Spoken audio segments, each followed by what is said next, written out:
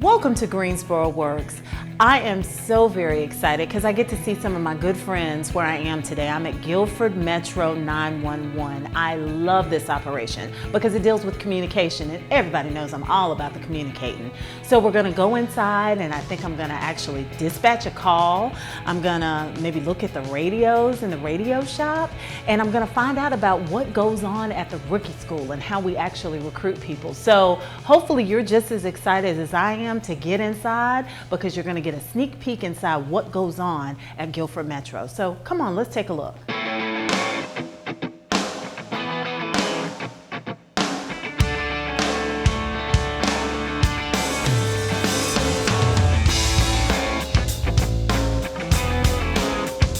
I'm so excited today. We are inside the room where things happen for Guilford Metro 911. We're in the Emergency Communications Center, and I have been waiting for this for so long. And I'm here with one of my good buddies, Miss Christine. Hi there. Hi, how are you? I'm wonderful. Good. Could you tell our audience your name and just tell us a little bit about your role here at Guilford Metro 911? Okay. My name is Christine Moore, and I'm the Operations Manager for Guilford Metro 911. Wonderful. And tell us a little bit about what you all do here, and maybe kind of tie in what the coverage area is that you all handle, because I think our audience would be amazed at what you all actually do here. Yeah, there's a lot that takes place in this center. We actually take all of the 911 calls for Guilford County and Greensboro. High Point does their own 911 calls. Okay. So they have their own center. And then we dispatch for the Sheriff's Department for Guilford County, Greensboro Police, Guilford County Fire, Greensboro Fire, and EMS. Okay, I stopped counting. That is a lot, and I don't think, like I said, people realize you all do all Right, of that. it's a one-stop shop here. I Once we love consolidated one-stop in 2007, everybody came together and we dispatched from one point, and that's why we call ourselves the first point of contact. Wonderful. And how long have you been with Guilford Metro? I've been here 14 and a half years. Wow, Yeah. wow. And you said you were the supervisor over the operation, the manager I'm over the the operations operations. manager, yeah. Wonderful. And there is a service that you all do, this enhanced 911, I believe it's called. Could you tell us a little bit about that? Enhanced 911 has more to do with your actual phone that's calling in and our ability to use that to find your location. So Okay. land-based telephones are going to actually give us the address that's tied to that phone number. And then cell phones, it's going to give us the latitude and longitude of the GPS coordinates for the cell phone. Wow, and I'm just still amazed. Even though I'm one of those people, I still have a landline phone, but Which is smart.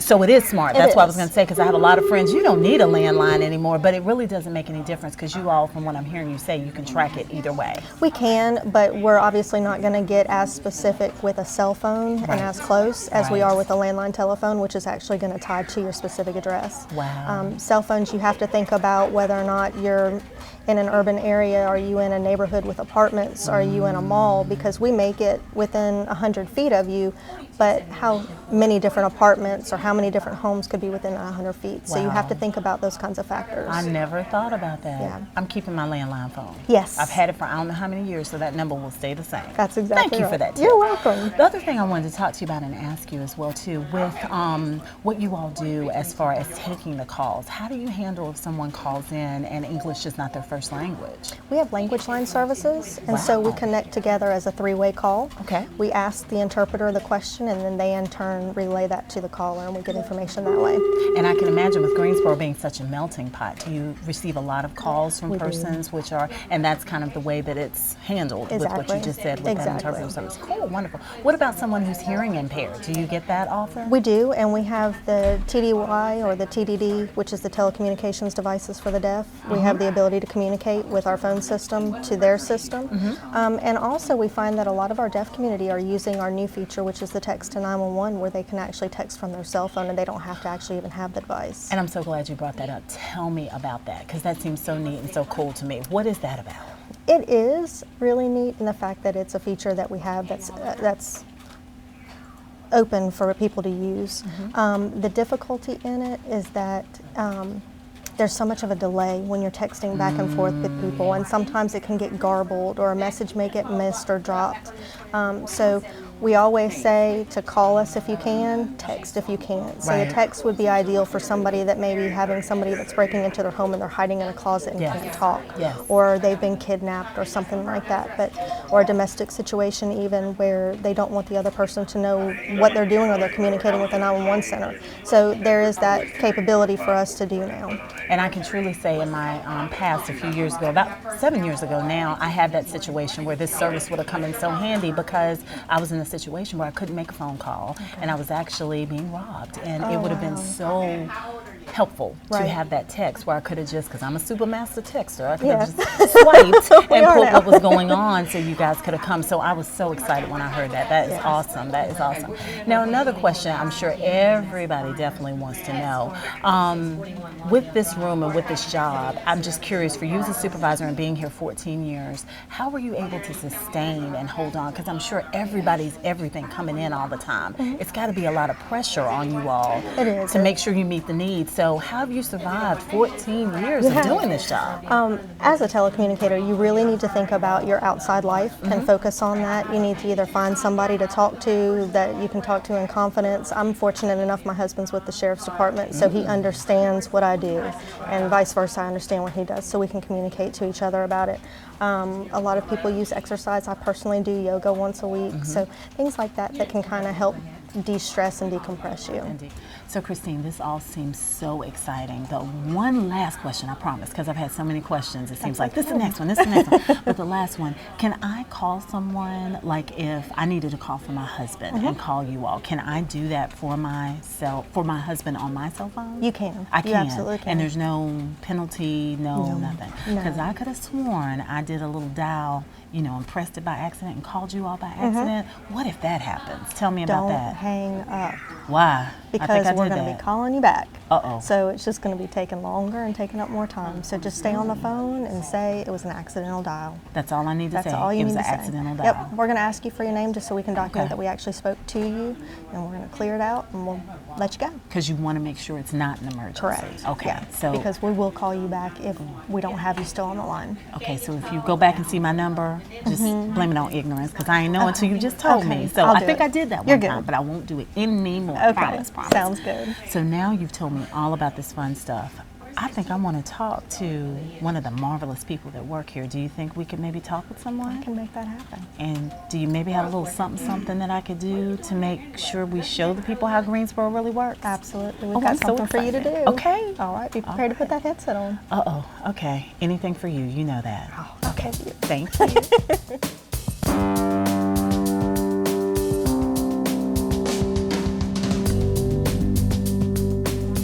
So I'm finally here, actually at the desk, and I'm about to see how dispatch happens. I'm so excited, and I get the pleasure of talking with one of our wonderful City of Greensboro employees, and I'm gonna let her introduce herself and tell you a little bit about what she does here at the City of Greensboro. My name is Kimberly Hooker. I am an ECS2 with Guilford Metro 911. We dispatch for Greensboro Police, Guilford County Sheriff's Department, for the fire department for the city of Greensboro, Guilford, and also for EMS for the Guilford County. Wow, all of that, Kim.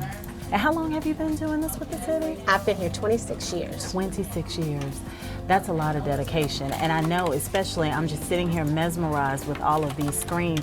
Tell us a little bit about, what goes into a day or an evening with you working here at Guilford Metro 911. Okay, we work 12-hour shifts.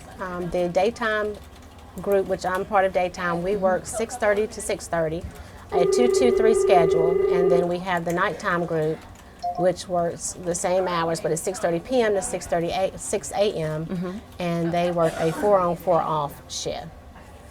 We dispatch, like I said, police, fire, and ambulance, so it depends on where you're going to be working that particular day. We usually switch about twice during our shift to give you a break, Okay. whether you're answering calls or dispatching. Wow. So tell us maybe about the busyness. When is it busy? When do you all get busy? What time of the year do you get busy? It's kind of unpredictable. You never really know when you're going to be busy, but the winter months, usually around the holidays, tend to get a little busier with more traffic out, and definitely in the spring and summer when people are out more around the city and doing different things.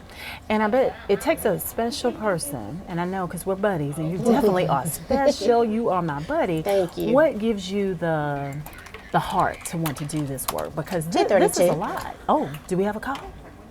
Got a traffic stop. Oh. 232-10-4. That was a sheriff's deputy doing a traffic stop, stopping a vehicle for whatever reason. And he gives us his location, the tag on the vehicle, and a description of the car as well as occupants. Wow. And so I know I help a little with the hiring process for this job. You've got to know how to type. Yes, ma'am. And be coordinated, I see, because you were done when I was still trying to figure out what you were talking about. So is that one of the main skill sets that you would say that you would definitely be able to multitask. Okay. There's a typing test, and I'm not sure the words per minute now, but definitely need to type and to be able to multitask. And be able to multitask, okay. Oh, we got a call. Come back, Christine. I got a call. Oh, you did? Just got one. Okay. Okay, so we are going to send 239. It's going to be our person. Okay. So I'm going to send it to him, and then you'll say 239 by mobile, 239. 1060, or burglar alarm, either way you want to. Okay. 1060 is a burglar alarm. I said burglar alarm. Okay. Okay. I got it. All right, ready? Yes. And you want to, while you're talking, just hold down this button. Okay. Do I need to flip this back on? Uh-huh. Flip that back to talking, and hold down this button while you're talking. And as soon as you stop, just let go. Okay. All right, ready? 239 by mobile, You got to keep holding it down. 1060. And so he replied to you, and you don't have to say anything else. He told That's you he's in it? route. That's it. I dispatched a call. You dispatched a call, and I'm a dispatcher. we're going to give him a little bit more information because we got some rep information. You'll call him again, say 239, be advised, rep en route, and a truck or Suburban, but no ETA. 239. 239, be advised, rep en route, truck or Suburban, ETA. That's fine. And he's already, he 10-4'd you before you even got started because he's reading it too. So we're good. We just want to let him know. Usually any pertinent information, we go ahead and give them over the radio so they don't have to try to read it and drive at the same time. Okay, because Very I good. was about to read breakfast room, all of that. So you just have to hit the highlights to make sure they get it. That was so cool. Yep. Oh, and now it's clear. Now it's clear. We're waiting. He's showing en route on our computer. See Okay. the E, remember The the E, A's are yep. the blue ones and Yep. the E's are green.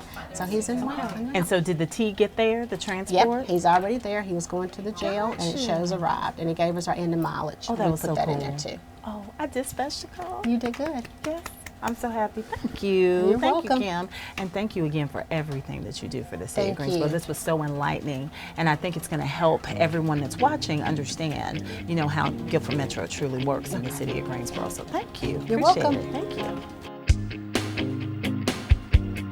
And still here moving throughout Guilford Metro 911, I am so excited again. Y'all know I stay excited, but I am now in technical services in the radio shop here at Guilford Metro 911, and I have buddies throughout. I get to talk to another buddy of mine. I'm so excited. Hi, Lewis, how you doing? Hello, how are you? I'm wonderful. Could you tell our audience just who you are and a little bit about your role here and how long you've been with the city of Greensboro? Sure.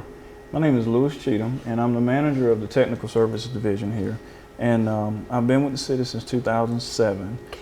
And just a little bit about the radio shop. We are what's called a COAM, a customer owned and maintained radio shop. And what we do is we own and we maintain. Our radio system is a 50-50 shared system with the city of Greensboro and Guilford County. Okay. And so what we do here is we maintain the radio equipment for dispatch for our 911 centers. We have one 911 center, of course, the one you're in. And we also have one at Meadowwood, which serves as our backup center now. We maintain the equipment there also. And we also maintain the equipment for the city of Burlington's 911 center. We also have bay services where we have vehicles that come in from all different departments, police, fire, EMS. We serve everybody, sheriff department, general government. And when they have radio issues, they come into our garage, we bring them into our front desk, we create a work order, they come through, and whatever the issue is, we try to resolve it through our work order system. And what we do is we'll have them drive into our bay, and whatever the issue is, we'll correct it. We also maintain our radios. The radios. The radios. That's a cool looking radio. Yeah, so for public safety, we have portable radios, and we also have mobile radios, kind of like what you see right here. Okay. These mobile radios can be used as a base station, kind of the way we have it set up here, or just this piece of this device can go in your vehicle. So that's what public safety uses in their vehicles with the antennas on the cars and whatnot to transmit and receive and talk to, communicate back and forth with each other and the comm center.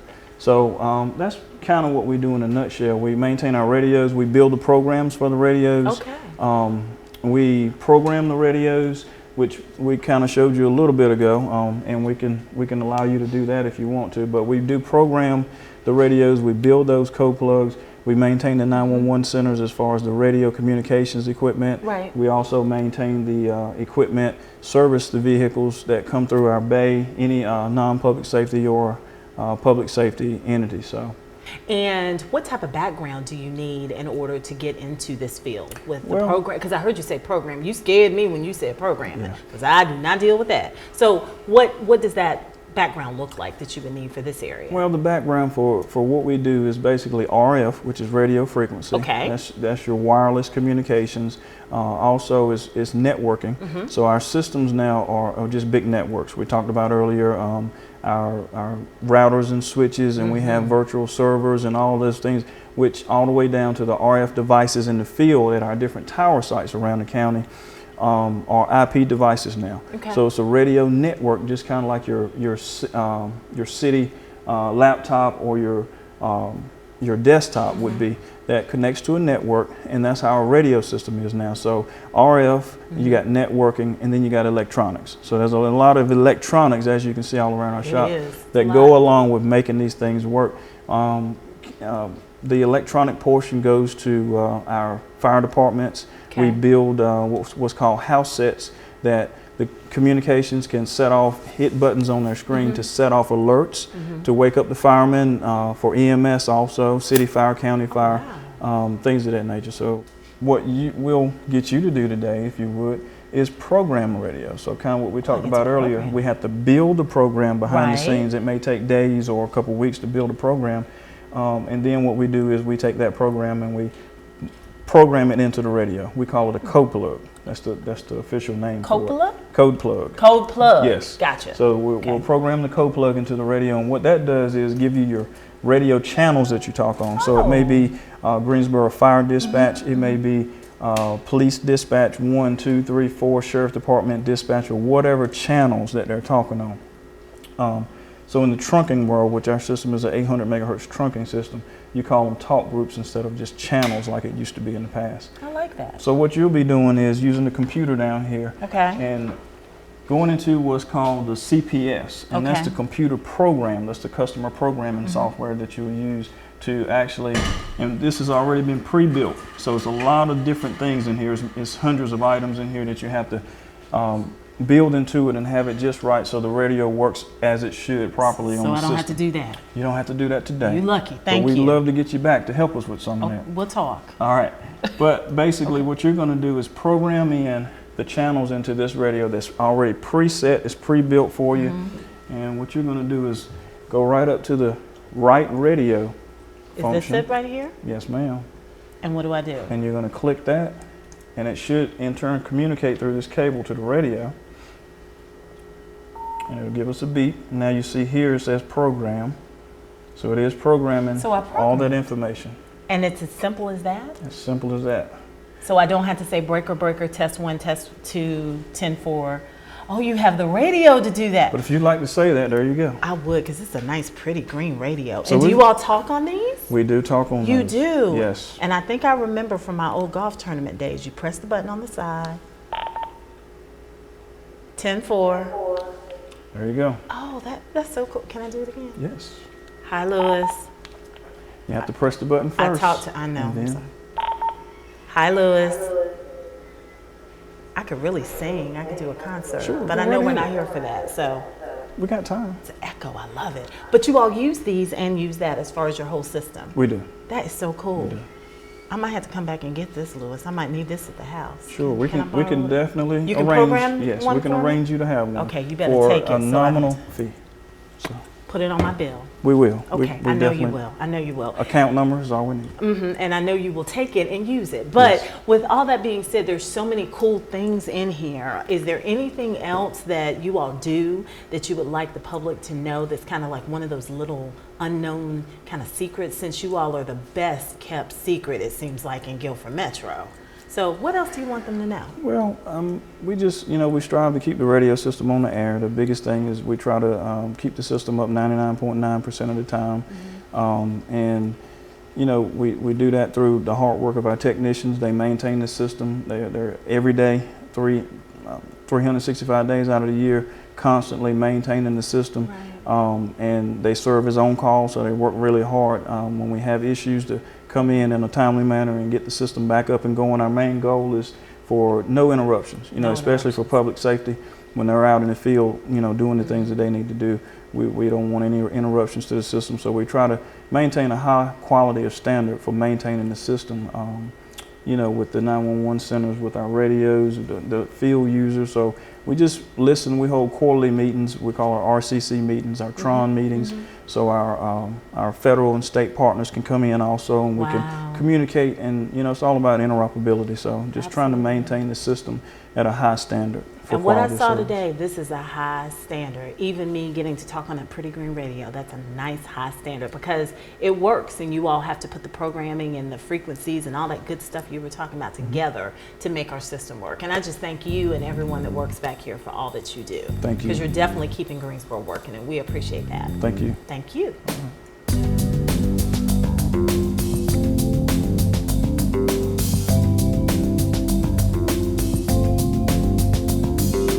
And something near and dear to my heart is training and development. And we're in one of the training rooms here at Guilford Metro 911. And now I have the pleasure to talking to Mark. Hi, Mark. How are you? Good. How are you? Good. Doing fine. If you could let our viewers know just who you are and what you do and how long you've been here with the city of Greensboro. Okay. My name is Mark Shepard. I've been here for a little over 17 years now. Wow. And I'm over the quality assurance training section for Guilford Metro 911. Wow. Okay, so you have some big influence on the rookie school, as they call it. So tell us about the rookie school and what it takes really to become a Guilford Metro 911 telecommunicator. Okay. Once someone gets through the hiring process, and we start them in an in-house rookie school that lasts up to usually 6 weeks here. Through that process, they're certified in CPR. They get their DCI, or Division of Criminal Information certification through the state. We have instructors in-house that teach that here. We're fortunate that we have in-house, they don't work for Guilford Metro, but they work for a local agency that teaches the emergency medical dispatch for us and emergency fire dispatch for us. So our folks are certified in that as well, and that's through the International Academy of Emergency Dispatch. Wow. And then when they go through school, they learn the CAD system that we work with, geography-based training to learn more about the geography of Guilford County, especially for the folks that are coming in now more from outside of our state that really does not know a whole lot about North Carolina and Greensboro in general. So we like to do that with them too and give them tours and we probably spend approximately 40 hours doing geography alone. Wow. Mapping and things of that nature. And I could see that because when I was in with the dispatch call and the map came up, and I'm born and raised Greensboro, but I was like, that's a lot to have to know. So all of that is part of the curriculum, and you train them on all of that. Yes. Where do you go to recruit typically? Is there like a special place? Do you start in high school? Do you start in college? Where do you get some of your recruits typically? Well, a lot of times, especially during spring, several of the high schools in the area will have job recruitment or job type fairs. So we try to attend all those that we can. Mainly, a good reason for that is because the hiring age is 18 years of age now. Oh, wow. So it's really ideal for someone coming out of high school, even if they want to, go further, a career further and get a college degree as far as they're concerned. These hours usually they can work around and actually go to school too. So we go to schools a lot of times and do that. Sometimes we get some other invitations from colleges, local. I've actually gone as far as ECU to do recruiting before. Wow, wow. Definitely. And so you help with the training and also making sure that everything is in order from the quality assurance standpoint here. Yes, and once they get through rookie school after about 6 weeks and hopefully successfully graduate and they get in the room, then they're looking at probably several hundred hours of additional training they get with someone in the room. Hands-on. Hands-on. Okay. And then once they're away from the rookie school, then part of the quality assurance piece is we listen and do quality assurance for the improvement process of our medical calls and VAR calls and law calls. And we give feedback to all the employees, new employees and employees that have been here for a long time. On a monthly basis, we probably give out or go through, I don't know, probably 500 or 600 calls. We return back to the everyone in the room as basically a feedback process to let them know how they're doing on our side as far as quality assurance is concerned, and following protocol and trying to provide the best customer service we possibly can on our side. You know, this industry itself changes. It seems like every day something new is coming out, something's changing constantly. So it's a constant learning process. So it never gets old. Once you get in it, start doing it, you're consistently learning something from the time you start, from the time you finish. So I almost wanted to put in an application today. Y'all were just so impressive to me. So, but maybe we'll talk about that later. We'll talk about that offline. But thank you so much, Mark. I appreciate everything you showing us in the building, and everyone here today with Christine and Lewis and Kim, and talking to everyone. I knew a lot about Guilford Metro 911, but today I really got to live it and experience it. And I'm telling you, everybody, this is a job that if you're looking for one, definitely this is one to consider. And this is a wonderful operation, and they're very thorough and very organized. And I can't say enough, we appreciate all of these employees, because what they do every day truly shows us how Greensboro works.